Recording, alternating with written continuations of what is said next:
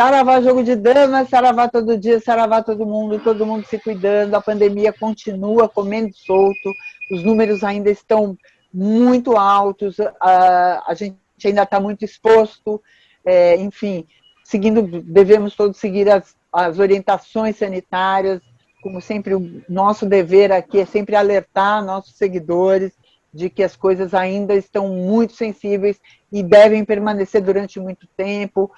Tomar a segunda dose, aos que já tomaram, não significa já sair, aglomerar, enfim, não tomar as devidas precauções. Hoje a gente está aqui para falar de um grande bem desse país, de uma grande riqueza desse país, que é a indústria brasileira. E nós já tivemos muito orgulho da indústria brasileira antes de ter esse desmonte ocorrido, né?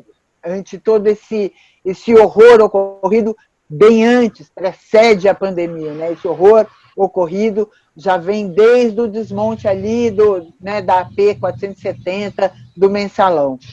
Mas para a gente rememorar e para a gente fortalecer, né, as nossas raízes, né, a raiz da nossa indústria, a gente vai falar hoje com a Patrícia Laia, que é vice-diretora de comunicação da AEPET, Associação dos Engenheiros da Petrobras, que vai contar um pouquinho para a gente sobre esse grande gigante, esse orgulho brasileiro que é a Petrobras. Saravá, Patrícia, bem-vinda ao Jogo de Damas. Saravá, Niobe, saravá para todos aí que estão prestigiando esse programa, é muito bom estar aqui, eu fico muito feliz e vou ter muito prazer em falar um pouco sobre a Petrobras. É uma empresa que realmente pode nos ajudar a ter um país que é o país que a gente sonha, com mais justiça social, com mais oportunidades para todos. Patrícia, anos e anos atrás, eu era pequena ainda, nem sei se eu era nascida, para falar a verdade, quando surgiu, acho que eu era, mas eu era muito pequena, a campanha do petróleo é nosso, né? A Petrobras, a fundação da Petrobras, ela trouxe para nós um sentimento de nacionalismo, um orgulho muito grande. E, até recentemente, né, antes do golpe, a Petrobras era reconhecida no mundo inteiro como, se não me engano, a segunda indústria de petróleo no mundo, se não me engano, assim, uma gigante que patrocinava eventos, enfim. Não por acaso a Petrobras sofreu um ataque paralelo ao ataque ao governo brasileiro, né? Ela sofreu o grande mito de que a Petrobras estaria falida, né? Foi da onde gerou, né, toda essa busca da corrupção na Petrobras, que supostamente havia e que teria destruído a Petrobras, quando, na verdade, implantar este mito da falência da Petrobras é que gerou, né, a destruição, né, do moral da Petrobras. Eu queria que você contasse um pouquinho dessa história para a gente. Vai ser um prazer. O que acontece com a Petrobras? A Petrobras, quando a gente chega nos anos 2000, a Petrobras tinha descoberto já os gigantes, né, da bacia de Campos e já estava produzindo, né, alguns desses gigantes. E quando a gente chega em 2006, a Petrobras consegue, com a produção da bacia de Campos, quando entra em produção no dia de Tiradentes, né, no 21 de abril de 2006, com a P50, que é uma plataforma lá de Albacora Leste, a Petrobras consegue entregar para o Brasil aquele sonho da autossuficiência, né? Num dia especial, a gente conseguiu produzir em volume de barris de petróleo a mesma quantidade em volume de barris de derivados que a gente consumia, né? Então, isso foi muito importante, foi uma grande conquista, uma conquista, então, também das bacias terrestres, porque as bacias terrestres produziam, né, bastante petróleo e eram bastante importantes em 2006, e Aí, o que aconteceu com a Petrobras nesse período todo? Na verdade, o que aconteceu com a Petrobras a partir de 2003 até 2013 é que a Petrobras foi tendo um aumento de investimento. O dinheiro que a Petrobras colocou na sociedade brasileira, né, no investimento produtivo, foi um dinheiro muito grande. E isso por quê? O grande fator que mudou o jogo foi a descoberta do pré-sal, isso é indiscutível. Tá? O pré-sal foi descoberto, né, em 2006, 2007, o anúncio ali da descoberta do pré-sal, e é uma grande província que tem, né, tanto na Bacia de Santos quanto na Bacia de Campos, e uma província fantástica porque o reservatório, que é uma rocha carbonática, ele é uma rocha com uma excelente porosidade e permeabilidade, ou seja, ele tem bastante espaço para o petróleo ficar dentro dele e tem facilidade, né, para deixar esse petróleo fluir e ser produzido. Então, os poços, hoje em dia, produtores do petróleo do pré-sal, são poços com a maior produtividade no mundo. Tá? Atualmente, os poços que têm maior produtividade de petróleo e gás são os poços brasileiros. São poços fantásticos. Então, do pré-sal brasileiro. E essa descoberta foi uma descoberta que a Petrobras bancou, ela como operadora, porque quando a gente avalia, né, já tinha quebrado o monopólio. O monopólio foi quebrado em 1995, 1997, a gente tem a criação da ANP, né, tem todo o início dos leilões aí nos anos 2000, e foi a Petrobras que bancou todo esse risco exploratório do pré-sal, esse custo elevadíssimo em milhões de dólares, né? E quem explica muito bem essa história é nosso ex-diretor, o Guilherme Estrela, né, de exploração e produção da Petrobras, que é tido como um dos pais do pré-sal. Ele não gosta muito disso, não, porque ele é uma pessoa muito bacana, muito modesta, mas a gente tem que falar a verdade. E o que aconteceu com a Petrobras? A Petrobras, a partir da descoberta do pré-sal, não foi só Lula, né? Lula foi nosso primeiro gigante. O poço de Tupi descobre super gigante. O que é um campo gigante de petróleo? Isso é muito importante a população saber. Porque quando você não sabe o valor de alguma coisa que você tem, fica fácil para os outros venderem, né?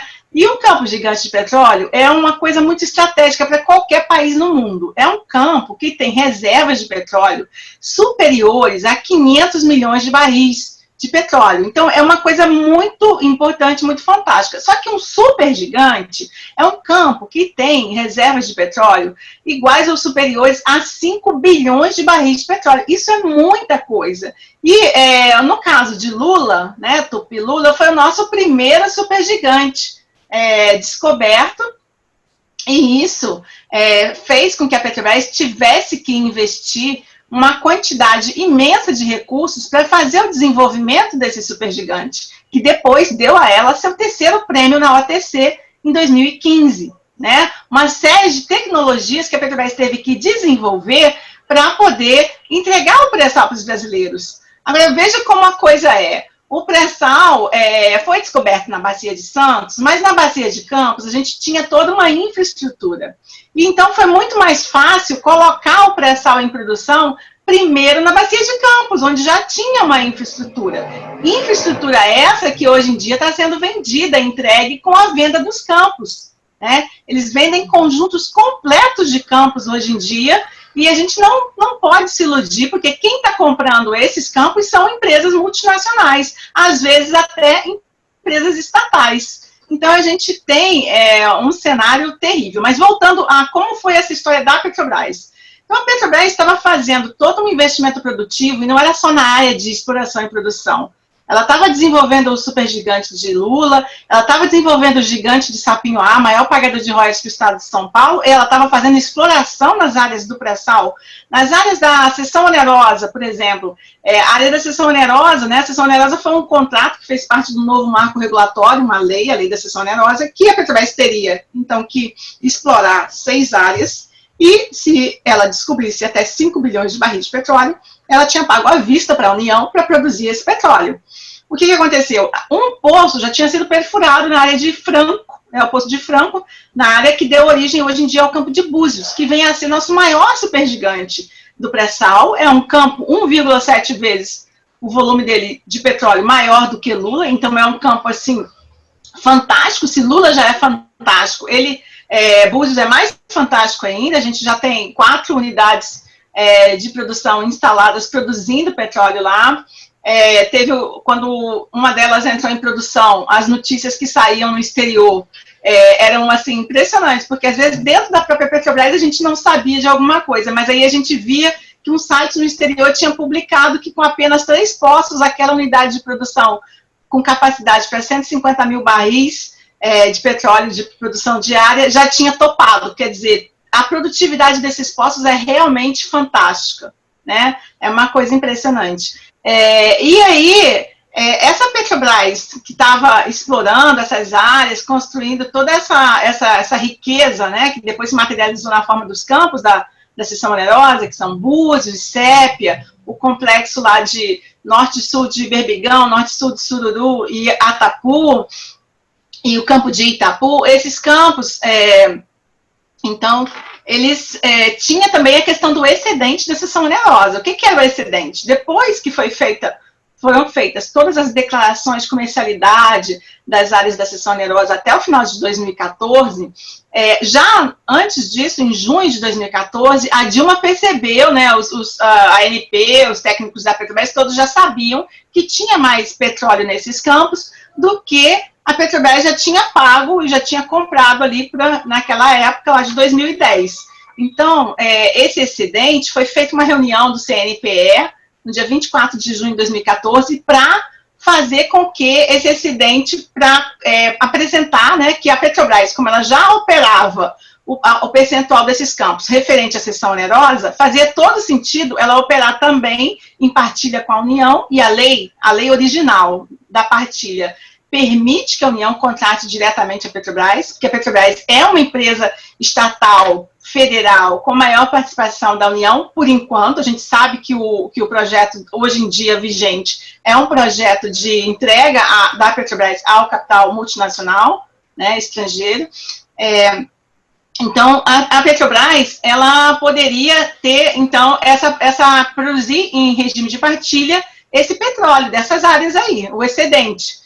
Só que aconteceu ali, assim que a Dilma ganhou o segundo turno contra o Aécio, tinha um ministro no TCU, que era o José Jorge Vasconcelos Lins, que é do PFL, mas que sempre foi ligado ao PSDB, e ele simplesmente paralisou o contrato da seção onerosa, pedindo revisão, e com isso ele paralisou a elaboração dos contratos do excedente da seção onerosa entre a União, que a ANP tinha que elaborar naquela época, né?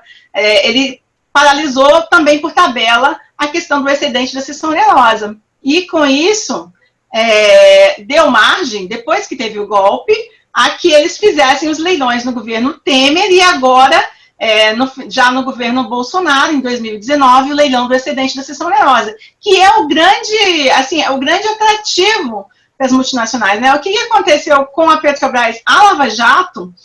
Como que você ia pegar uma empresa que faz a maior descoberta de petróleo mundial por décadas e fala que essa empresa é incompetente para justificar a privatização dela? Impossível. Então, você tinha que criar uma outra narrativa para justificar perante a população uma privatização injustificável. E isso foi o que a Lava Jato propiciou fazer. Por quê? Não é só a questão da Lava Jato em si, mas é também a questão da grande mídia brasileira e como essa grande mídia atua. Porque a gente, durante o período onde teve Lava Jato e onde a Dilma tentou ali se equilibrar no poder, apesar do Cunha e suas pautas bombas, durante todo o período, até o impeachment ocorrer, de fato, durante todo esse período, as noites dos brasileiros que assistiam à televisão e eram bombardeados pelo Jornal Nacional, eles viam tubulões dos quais brotava dinheiro. Dutos, né? E tudo muito corroído, né? Tudo muito corroído, mas sempre identificável o símbolo de quem? O símbolo da Petrobras, né? Então, houve uma campanha para tentar remover do coração dos brasileiros essa empresa que só existe porque houve uma grande luta popular, que você lembrou muito bem, que foi a campanha O Petróleo é Nosso, e que foi uma luta que não morreu quando foi criada a Petrobras, ela continuou porque quando a gente teve a Constituição Cidadã, quando a gente teve todo o processo da Constituinte, a gente tem uma mobilização em torno da defesa do petróleo nacional. Por quê? Porque era necessária. Naquele momento que a gente estava descobrindo os primeiros gigantes da bacia de Campos, do pós-sal, já existia também ali, sempre existiu um ataque do capital internacional, das multinacionais de petróleo, e sobre elas eu acho muito bom ver tem um programa de um jornalista, acho que ele é holandês, sobre The Secrets of the Seven Sisters. São 4 episódios. É um programa que já está um pouquinho antigo, mas ele é fantástico para mostrar como operam essas majors de petróleo e gás, né? E, assim, a gente tem que pensar o seguinte, por trás das majors estão quem? Estão os países. E a gente aqui, a gente teve um caso de lawfare, onde a Lava Jato cumpriu seu papel e a grande mídia cumpriu outro papel sujo, né? E a gente teve um golpe que foi dado dessa forma, envolvendo uma participação também do legislativo, do judiciário, uma participação midiática e, vamos dizer assim, uma participação até dos militares. Embora não tenha sido um golpe militar, existe o partido militar, existe o posicionamento dele também, né? Mas a gente, fazendo um paralelo assim com o Irã, né? O Irã, ele, até 1951, quem levava embora o petróleo do Irã era o Reino Unido. A Inglaterra estava lá posicionada e a população iraniana ficava lá à miséria, à mercê, à margem.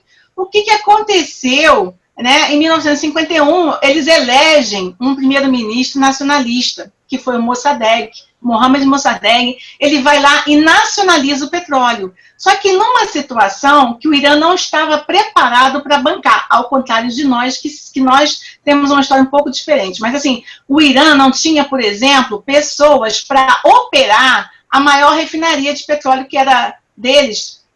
Não tinha. Né? Então, o Mossadegh começa a sofrer sanções e começa a passar por uma série de dificuldades.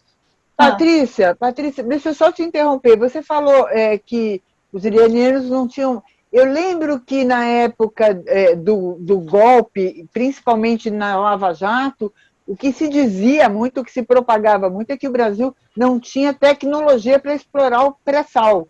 Por isso que deveríamos... É uma justificativa recorrente de que nós não temos uma autonomia tecnológica para a exploração do pré-sal. E por isso deveríamos ser apadrinhados, né, pelas boas almas exploradoras globais. E isso é outra mentira muito grande, né? Inclusive, nessa época, 2015, eu lembro que uma vez eu estava indo com a minha irmã buscar meus pais no aeroporto e a gente estava ouvindo uma rádio, que é daquele grupo, né? Do grupo grande aí, do Grupo Marinho, e a rádio falava do pré-sal como se o pré-sal não estivesse em produção. Em 2015, o pré-sal já estava produzindo petróleo para os brasileiros e também o pré-sal de Santos já estava produzindo e batendo sucessivos recordes de produção. Então, assim, essas sempre foram mentiras utilizadas, entendeu? E realmente propagadas. E outra delas também que você pode lembrar, talvez, da época que o José Serra colocou, em 2015, o projeto dele para quebrar a partilha. Ele falava que o petróleo ia perder o valor lá embaixo da terra, que a gente tinha que extrair o petróleo. Gente, isso é uma falácia enorme, enorme. Por quê? Porque a gente tem, desde do finalzinho da década de 60 para cá, na humanidade, a gente tem um decréscimo nas descobertas de campos gigantes de petróleo. E os campos gigantes de petróleo são os campos que contêm a maior parte das reservas e são os que são responsáveis pela maior parte da produção de petróleo mundial. Tá? Quando a gente teve aquele atentado na Arábia Saudita, que o drone foi lá e danificou uma instalação, naquela época saiu uma reportagem falando que apenas 4 campos gigantes da Arábia Saudita... A Arábia Saudita é um pouco de covardia. Por quê? Porque a Arábia Saudita tem 2 dos mega gigantes mundiais. E o mundo só tem 3 campos mega gigantes. O campo de Ghawar é o maior mega gigante mundial. Aí tem o campo de Burgan, que é do Kuwait, é o segundo maior. E o campo de Safânia, que é um campo de água rasa, lâmina d'água muito rasa, que também é da Arábia Saudita. Então, a Arábia Saudita tem Ghawar e Safânia. Junto com 2 outros campos gigantes, se eu não me engano, Currais e... Agora está me faltando o nome do outro campo, mas a Arábia Saudita, então, com apenas 4 campos, produzia 75% do seu petróleo. E o restante dos outros campos, a Saudi Aramco, embora tenha esses campos maravilhosos, ela tem mais de 100 campos de petróleo. Porque o petróleo é petróleo. Depois que ele sai do campo, ele não lembra de onde ele vem. O importante, entendeu? O valor do petróleo, é claro que um campo maior, um campo gigante, ele vai produzir mais, ele vai ter uma produtividade mais elevada, mas o petróleo vindo de um campo menor, sendo um petróleo de excelente qualidade, se aquela produção for econômica, não interessa ele não ter a mesma produtividade que o outro, ele vai ter valor para a sociedade e a humanidade precisa do petróleo. Então, a grande mentira que eles colocam com essa história é a seguinte: a transição energética, ela vai ser uma transição que vai levar décadas. E é muito importante que a gente faça essa transição, porque todos nós, como seres humanos, queremos viver num planeta, né, respeitando esse planeta, tratando esse planeta de uma forma, né, mais digna, mais amorosa, mais equilibrada. Então, a transição energética vai acontecer, precisa acontecer, mas o petróleo, ele não vai desaparecer ou perder valor. Pelo contrário, quando você vai tendo a escassez, o declínio dos campos gigantes, você vai ter a valorização do petróleo. O que acontece é o contrário, né? A lei da oferta e da procura, ela diz o contrário pra gente. E Patrícia, pode falar, tô sentindo que você quer falar alguma coisa. Não, porque o que você falou do José Serra me lembrou de uma coisa anterior ao golpe, inclusive, que foi nos governos Fernando Henrique que surgiu o interesse em criar a Petrobras. E, naquela época, já se sabia, já se conhecia a possibilidade do pré-sal brasileiro, que ele é bem anterior, ele acontece bem antes do anúncio do pré-sal, né? Já existia indícios do pré-sal quando no governo Fernando Henrique começou-se a aventar a privatização total, que era a criação da Petrobras. Por isso, e quando você falou do José Serra, que também é do PSDB, né, que tem a ver com o PFL, que eram parceiros do crime no golpe contra Dilma, dá para entender por que caminhos andamos até chegar onde chegamos, né? Sim, essa questão do governo Fernando Henrique, o governo Fernando Henrique realmente tentou fazer o que o governo Bolsonaro está conseguindo fazer com a gestão Castelo Branco, e agora com essa gestão que inicia, embora seja um militar, não sinaliza em nada, nenhuma ruptura com o mercado. A gente, até o momento, a gente não tem motivo para ficar otimista com esse novo presidente da Petrobras. Por quê? Porque o ministro de Minas e Energia, por exemplo, ele é um almirante, e ele está à frente de todos esses leilões. Foi ele que anulou a resolução da Dilma em fevereiro de 2019, com uma canetada só, ele anulou a resolução do CNPE, que determinava que a Petrobras produzisse o excedente da seção onerosa. E numa condição que ia ser muito melhor para a União. Por quê? Porque o percentual de óleo em lucro que a Petrobras tinha oferecido naquela época de 2014 era em torno de 50%. Variava um pouquinho de cada área, né? Eram 4 áreas que têm excedente: Búzios, Itapu. Na época falava-se em torno de área, que envolve Norte-Sul de Berbigão, Norte-Sul de Sururu e Atapu, e Sépia.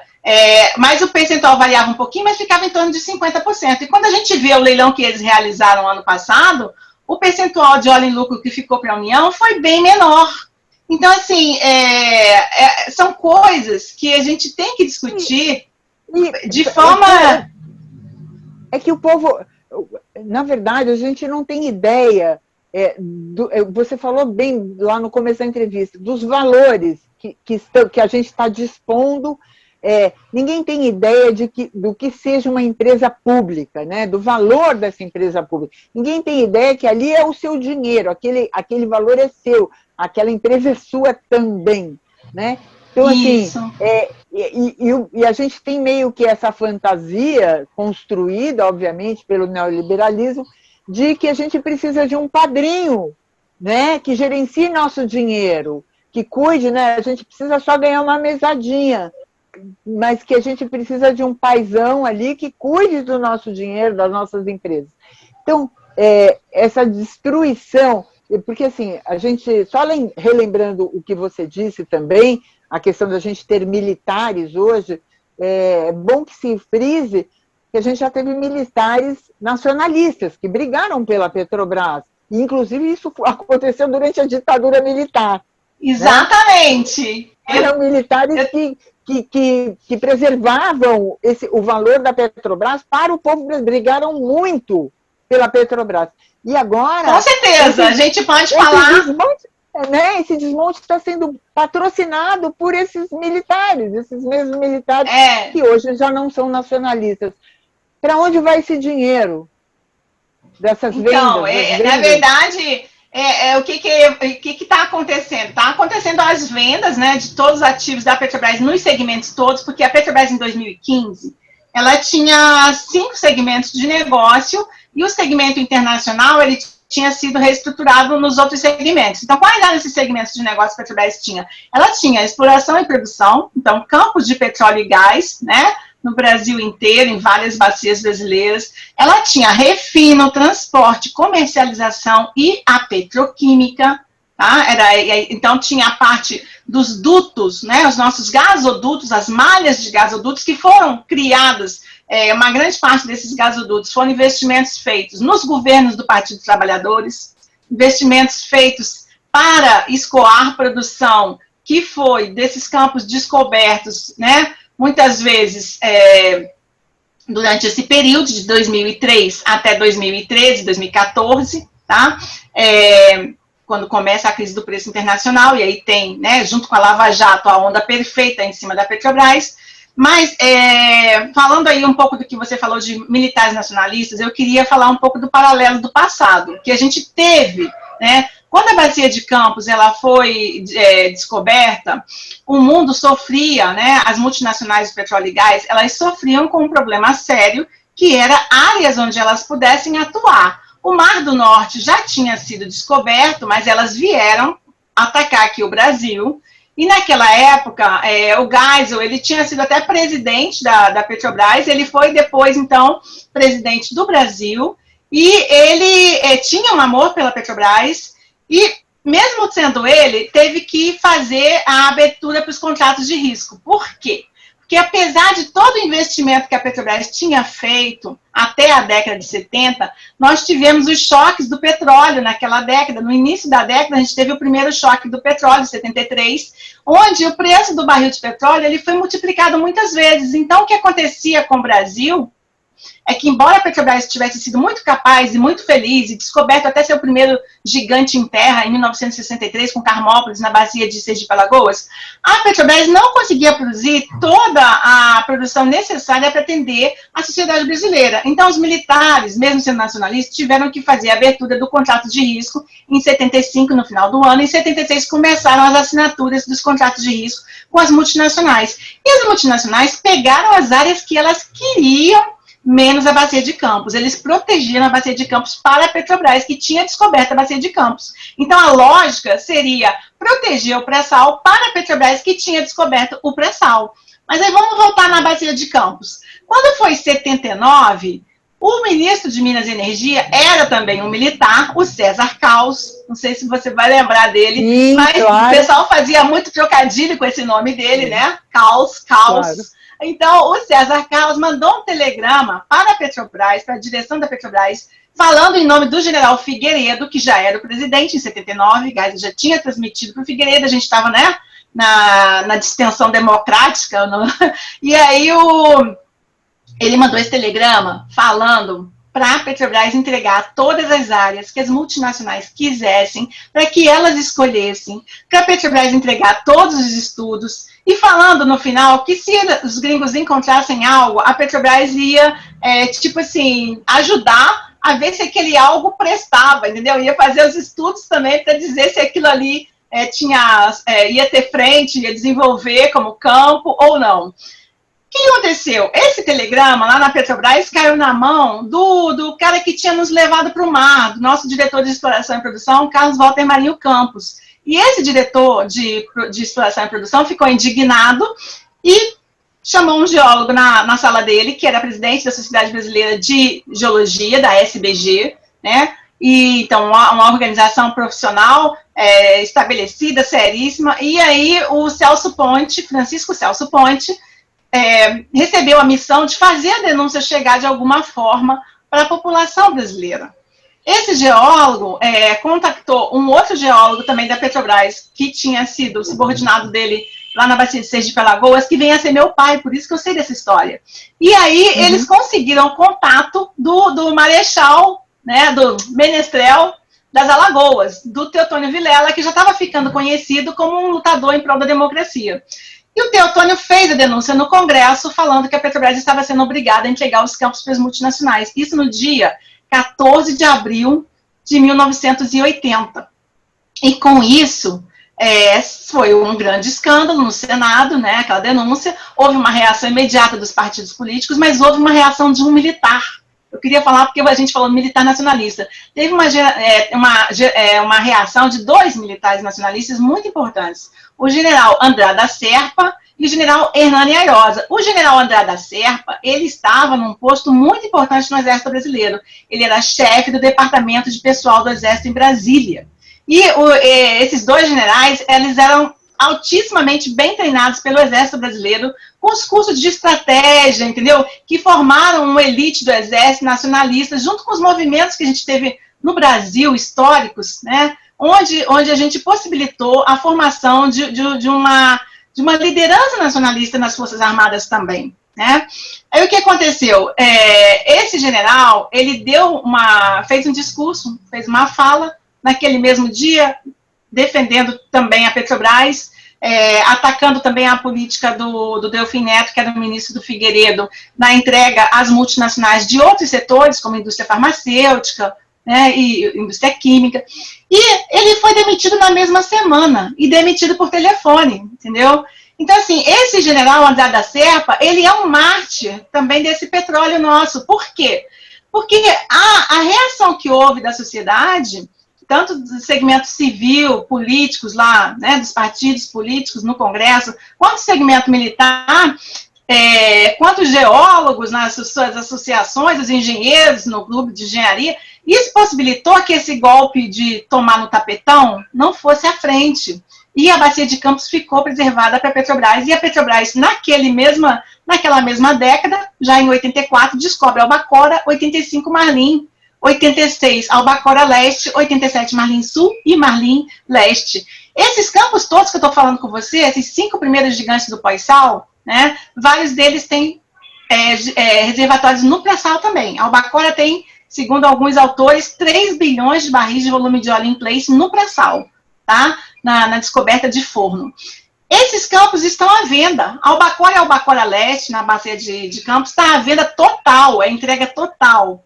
E Marlim, Marlim Leste, Marlim Sul, que tem vários reservatórios no pré-sal também, Brava, Poraquê Alto e Tracajá, e esse complexo de campos, junto com o Voador, que é um outro campo, está à venda 50% dele. Então, o que está acontecendo é o seguinte, na Bacia de Campos, tem pós-sal e tem pré-sal. E a venda é 2 em 1, entendeu? Sabe aquela liquidação que faz no Guanabara? Estão fazendo liquidação do Guanabara com o petróleo brasileiro. E, à frente de tudo isso, os militares participam desse governo neoliberal do Bolsonaro. Deixa eu te perguntar, porque a gente está indo para o final e a gente precisa fazer um fechamento contigo. Eu queria que você respondesse rapidamente, porque nosso tempo se esgota. Existe retorno para isso? A gente consegue reverter, caso se venda isso, caso a população não consiga se articular, porque só a população, né? Eu entendo que hoje em dia só a população mesmo para pressionar, né? Os valentes do sindicato dos petroleiros ali fizeram o possível, mas imagino que não é suficiente para o esclarecimento da população desse assalto que o Brasil está sofrendo. Você acha que, mudando o governo, a gente pode reverter isso, Patrícia? Eu acho que a gente pode reverter. Eu acho que não vai ser nada fácil, porque, como eu falei, as empresas por trás dela têm governos, né? A gente viu a pressão que a Dilma sofreu aqui em 2013 com o leilão de Libra, onde a gente teve a visita aqui, né, do secretário de Estado, Então, assim, acho que... Patrícia, você lembra de... recentemente, eu não me lembro quem... Acho que foi o Lula que falou, cuidado com quem comprar refinaria. Sim, ele falou na primeira entrevista dele. Exatamente. Acha que isso pode se concretizar, Patrícia? Acho que isso tem que se concretizar. Por quê? Porque a energia barata que a gente pode produzir para a nossa economia crescer, né, ela está sendo levada embora. À medida que companhias estrangeiras se tornam donas dos dutos, se tornam donas dos campos, se tornam donas da distribuição e se tornam donas até do refino agora. Então, o que está acontecendo? É uma transferência da renda petroleira maciça, assim, uma transferência maciça, né, de uma renda que seria da sociedade brasileira para empresas multinacionais que vão transferir para os seus países. Então, é aquela coisa das veias da América Latina. A gente vai deixar que isso aconteça novamente? O que tem que acontecer é que tem que simplesmente desfazer. O senador Requião fala em referendo revogatório. Eu acho o seguinte, a gente tem que eleger um congresso também diferente desse congresso que aí está, né? A gente tem que parar de, assim, a população tem que dar uma parada, dar uma pensada, separar a religião de política e deixar o pastor dela, assim, se for um pastor, infelizmente, desses que não são progressistas, vamos deixar isso um pouquinho de lado e vamos dar um voto consciente numa pessoa que não chegue lá e diga que o Congresso não existe para satisfazer a vontade do povo. Porque um Maia da vida, né, um Cunha da vida, um Feliciano da vida, essas pessoas estão lá porque outras pessoas se empregaram mal o seu voto. Então, a gente tem que fazer essa campanha de conscientização com todos e cada um da importância do voto, da importância, né, total do voto. Nossa campanha eterna aqui, Patrícia. Não adianta votar no Lula e manter esse Congresso do jeito que está. A gente precisa partir para a politização do povo brasileiro. Patrícia, a tua fala vem de encontro com um movimento que a gente tem feito aqui diariamente de politização do povo brasileiro. A gente está fazendo uma campanha informalmente, através da nossa fala aqui, a necessidade do povo se politizar. Durante muitos anos, criou-se, né, uma demonização da política, né? Aliás, elegeu-se essa pessoa que está aí, demonizando a política, e ele dizendo que era contra a política, que ele faria nova política, enfim. Quando, na verdade, a política é uma ferramenta preciosíssima que está na mão do povo, desde que o povo conheça, né, como funciona. Então, eu queria que você encerrasse, já agradecendo aqui a sua participação e o convite aberto para que você volte muitas vezes ao Jogo de Damas JDD, para nos dar essa honra de conhecimento. Queria que você encerrasse falando um pouquinho dessa importância, dessa gigante da Petrobras, da tua experiência aí como filha, inclusive, né, de uma pessoa que você teve um berço na Petrobras. Você falasse da importância dessa empresa, principalmente nesses momentos que a gente passa por uma crise de toda a ordem aqui no Brasil. A importância é enorme, a importância da Petrobras. A Petrobras, ela assim, eu acho que ela pode ser o fígado, né? O fígado é o órgão que gera a nossa energia. Então, a Petrobras pode ser o nosso fígado. O que acontece? A Petrobras, ela, em 2011, quando o Brasil foi a 6ª economia do mundo, a Petrobras era a 10ª empresa, e aí comparando não só com as empresas de petróleo e gás, mas a 10ª empresa no mundo, segundo a Forbes, segundo um estudo que a Forbes publicou em abril de 2012. Tá? Isso se referindo a 2011. Então, a Petrobras, ela verticalmente integrada, antes desses dois governos, Temer e Bolsonaro, né?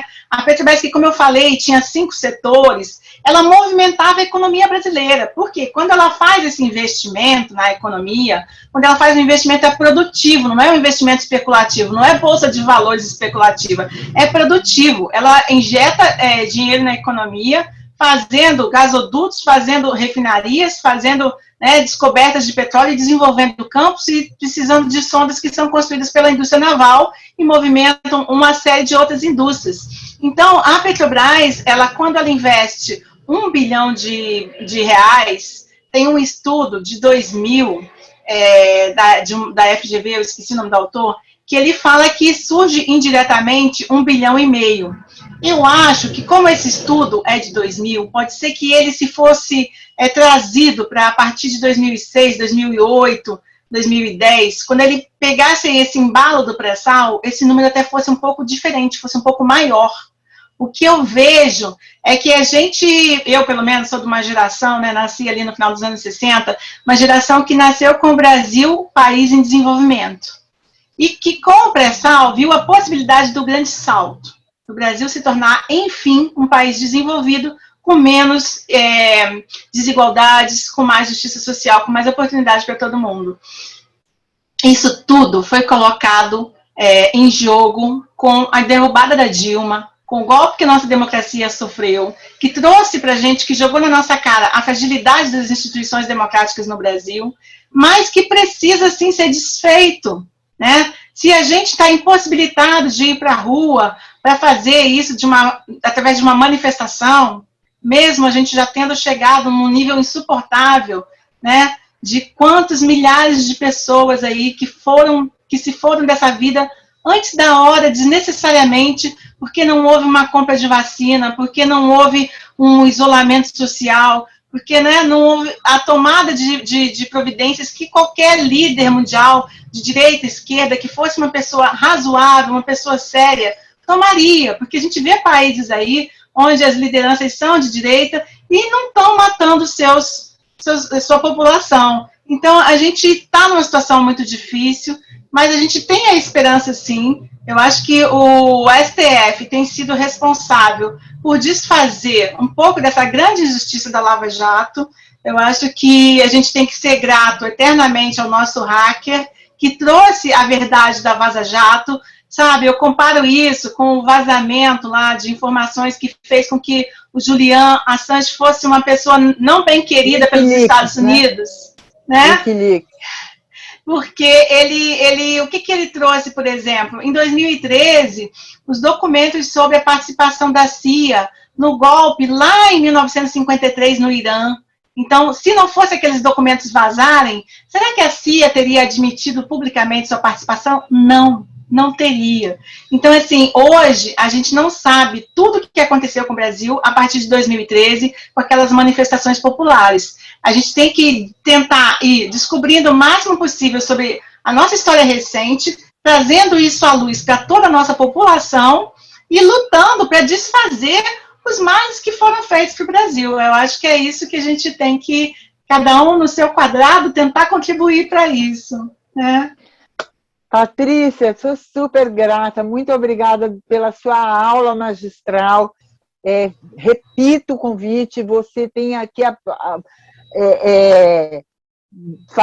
tem portas e janelas escancaradas para estar aqui com a gente. É muito importante a gente ouvir sobre esse valor brasileiro que a gente desconhece, que grande parte da população desconhece.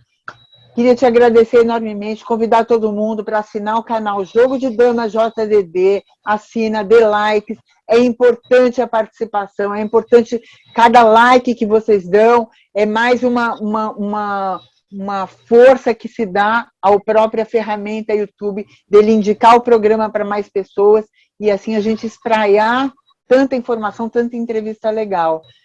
Não só o Jogo de Damas, tá? Tem vários canais importantes, vários canais fazendo belíssimos trabalhos, e aqui a gente está aqui para...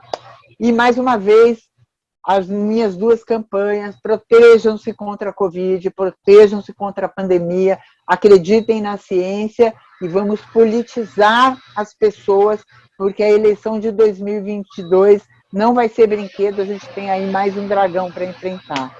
Muito obrigada, Patrícia. Saravá.